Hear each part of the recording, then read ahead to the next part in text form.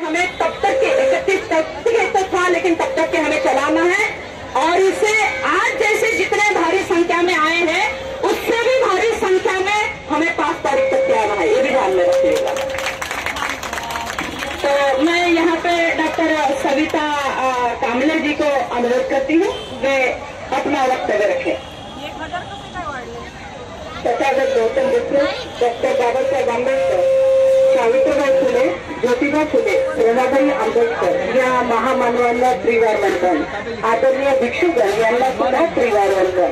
इथे उपस्थित असलेले आदरणीय सर, आदरणीय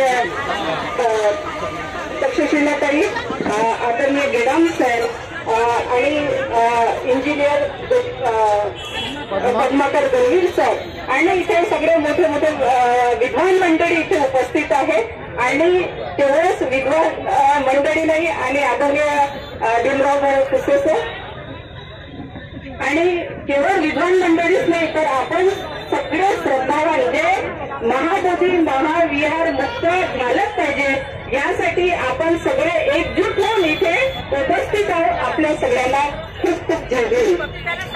मित्रांनो, आपल्याला काल जो निर्णय आलेला होता म्हणजे आपण खूप दिवसापासून वर्षापासून वाट बघत होतो की कोर्टातून काहीतरी एक आपल्या बाजूने एक निर्णय येईल, परंतु अजूनही कानूनी पद्धतीने केवळ कायद्यानुसार ती मला तर पूर्ण झालेली नाही, तर 5 तारीख ही आपल्याला दिलेली आहे। आपण सगळे वाट बघू की या 5 तारखेच्या निर्णयामध्ये कोर्ट आपल्याला कोणत्या बाजूने निर्णय देतो। हा जो निर्णय येईल त्याच्यावर आपलं पुढचं आंदोलन सुरू राहणार आहे।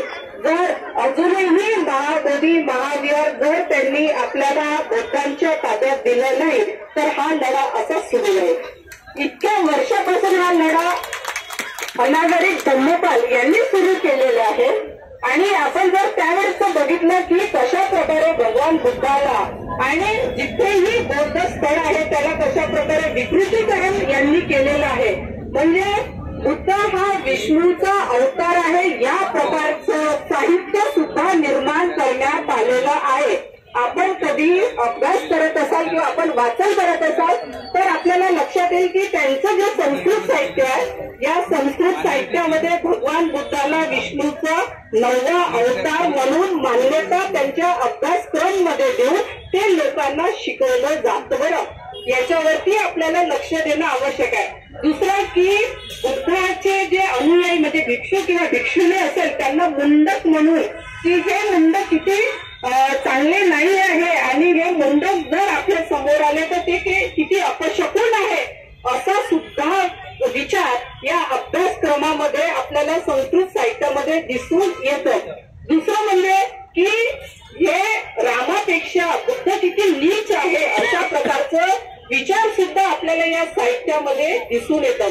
म्हणजे एक प्रकारे भगवान बुद्धाची जी धरोहर आहे किंवा सांस्कृतिक जी चळवळ होती जी समतावादी विनम्रपणे आणि एक दुसऱ्याला घेऊन चालणारी म्हणजे मैत्रीपूर्ण बंधुत्वपूर्ण आणि बुद्धाचा जो लोकशाहीवादी विचार होता त्याला कसं विषमतावादी करता येईल याच्यासाठी सातत्याने प्रयत्न केवळ लोकांच्या माध्यमातून नाही तर साहित्याच्या माध्यमातून आणि संस्कृतीचं विकृतीकरण करून या प्रकारे प्रचार आणि प्रसार करण्यात आलेला आहे।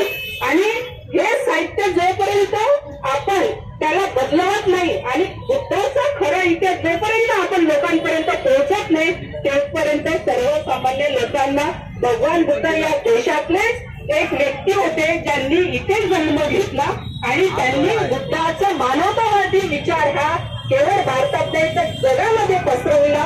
आज 56 देशातले लोक या वेगवेगळ्या जगातील 56 देशातले लोक हे बुद्धगयेला सातत्याने येत असतात, तर त्यामुळे तिथला जो फंड असतो तो मोठ्या प्रमाणामध्ये त्या बुद्धगयेच्या कमिटीला मिळतो।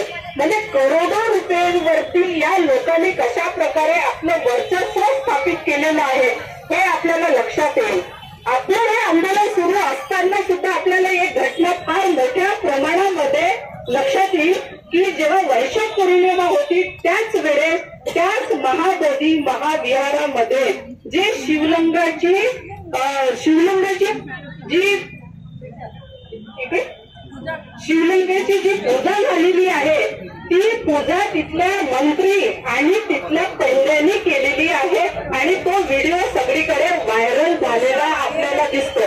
म्हणजे आपण हे आंदोलन केलं, तुम्ही कितीही आंदोलन करा, आम्हाला जे वाटेल ते करू, अशा प्रकारचा एक प्रकारचा विचार आपल्यावर त्यांनी ठेवण्याचा प्रयत्न केला।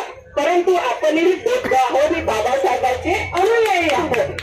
आपण काय सहजासहजी या गोष्टी त्यांनी कितीही प्रयत्न केला तरी आपण त्या गोष्टीला म्हणजे त्या गोष्टीचा जे आपण आहे तर त्याला काही घाबरून आपण थांबणार नाही, कारण की त्याच्यानंतर सुद्धा त्याच्यावरती अतिशय शांतीपूर्वक प्रतिक्रिया आपण दिलेल्या आहे की जरी तुम्ही आमच्या महाबोधी महाविहाराला किंवा भगवान बुद्धाला विष्णूचा 9वा अवतार जरी तुम्ही सिद्ध करत असाल तरी आम्ही त्या सगळ्या गोष्टी अतिशय शांतीप्रिय पद्धतीने आम्ही आंदोलन करून आम्ही त्याचा विरोध आपण दर्शवत आहोत।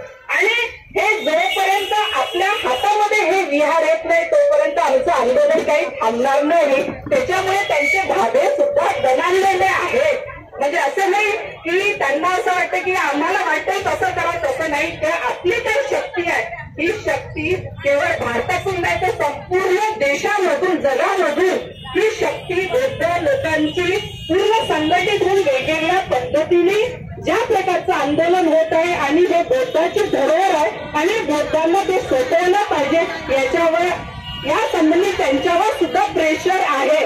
परंतु ते लोक जाणून बुजून हे निर्णय आता सध्या देणार नाही, कारण की सहजासहजी आपली संपत्ती म्हणा किंवा आपला वर्चस्व हे लोक कधीही सोडत नाही। हा इतिहास राहिलेला आहे आणि हे वर्चस्व सोडवण्यासाठी आपल्याला सातत्याने संघर्ष करावा लागेल। आपल्याला संघर्षाशिवाय कोणतीही गोष्ट मिळालेली नाही आणि म्हणून आपण संघर्षशील व्यक्ती आहोत आणि समता आणि शांतीच्या मार्गावर चालणारे व्यक्ती आहोत, कारण की बुद्धांनी शांतीचा मार्ग दिला। पण वेळ प्रसंगी जर तुमच्यावर अन्याय होत असेल तर अन्याय विरुद्ध आपल्याला लढता आलं पाहिजे, हे बाबासाहेबांनी सांगितलेलं आहे। आणि त्यामुळे आज आम्ही इथे सगळेजण इथे उपस्थित आहोत। त्यामुळे आपली एक खूप संयमितपणा संयमशील पद्धतीने आपण आणि अतिशय शांतीपूर्वक हे आंदोलन करत आहोत। तर ह्या आंदोलन जोपर्यंत यशस्वी होणार नाही जोपर्यंत महाबोधी महाविहार जसं बाबासाहेबांनी संविधानामध्ये सगळ्या धर्माला जे स्वातंत्र्यता दिली आहे की प्रत्येक धर्माचं एक स्वतंत्रपणे आपापलं स्वातंत्र्य दिले की त्यांनी आपापले विहार असेल मंदिर असेल किंवा जे आहे तर त्यांना त्यांचं पूर्ण स्वातंत्र्य आहे। मग आपल्यासाठी हा बीटी ऍक्ट हे काबरा आपल्यामध्ये अडथळा निर्माण झालाय। होऊ शकते की त्यावेळेस त्यांनी ज्या पद्धतीने बीटी ऍक्ट तयार केला त्याची तात्पुरती व्यवस्था होती, आता हा बीटी ऍक्ट रद्द करणं हे आता आपल्याला त्यांच्यावर प्रेशर करून त्यांच्यावरती इतकं प्रेशर जगामधून भारतातून तर नाही परत जगामधून एवढं प्रेशर आपल्याला तयार करायचं आहे आणि कायद्याच्याही माध्यमातून आणि आपल्या आंदोलनाच्या माध्यमातून जर आपण हे प्रेशर क्रिएट केलं तर नक्कीच शेवट आपला खूप चांगला होणार आहे। ज्या प्रकारे संयमितपणे आपण अशा प्रकारे सातत्याने आंदोलन केलं पुढेही जोपर्यंत महाबोधी महाविहार मुक्त होत नाही तोपर्यंत हे आंदोलन असंच चालणार आहे। आणि त्यासाठी सगळ्या संघटना एकत्र येणं खूप महत्वाचं आहे। नाहीतर आपण बघतो की हे वेगवेगळे संघटन आपले वेगवेगळे निवेदन पण देतात आणि हे फार चुकीचं आहे। त्याच्यामुळे आपली शक्ती विभागली जाते आणि आपली शक्ती जर एकजूट दाखवायची असेल तर आपला त्याचा वेगळा प्रभाव पडतो। म्हणून आपण आपले अहंकार म्हणा किंवा आपल्यामधला जे असेल की मीच मोठा हे ज्या गोष्टी आहेत त्या वेगळ्या ठेवायला पाहिजे, कारण की बुद्धाचा धम्म हा विनम्रता समता हा शिकवतो। इथून धर्माची सुरुवात होते आणि आपण बुद्ध धर्मीय लोक आहोत म्हणून आपल्याला कोणाचाही मी अहम म्हणजे मी स्वतःला मोठं समजणं हे फार चुकीचं आहे आणि आपण स्वतःला मोठं समजत नाही म्हणून आपण सगळे इथे एकत्रित आलेलो आहोत आणि सगळ्या